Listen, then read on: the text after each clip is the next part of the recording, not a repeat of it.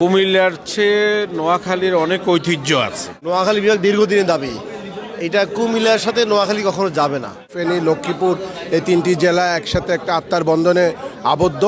বৃহত্তর নোয়াখালীবাসীর প্রাণের দাবি নোয়াখালী বিভাগ চাই।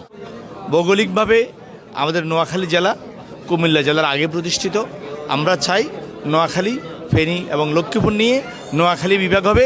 এই বিভাগ বাস্তবায়ন ব্যতীত নোয়াখালীতে ব্যাপক সামাজিক আন্দোলন গড়ে উঠবে। প্রত্যেকটি সচেতন নোয়াখালীবাসীকে আহ্বান করব, আসুন আমাদের এই প্রাণের দাবি নোয়াখালী বিভাগ চাই। এটার সফল বাস্তবায়ন না হওয়া পর্যন্ত আমরা রাজপথ ছাড়ব। কুমিল্লার চেয়ে নোয়াখালীর অনেক ঐতিহ্য আছে। নোয়াখালীর বাসী জেগে উঠেছে।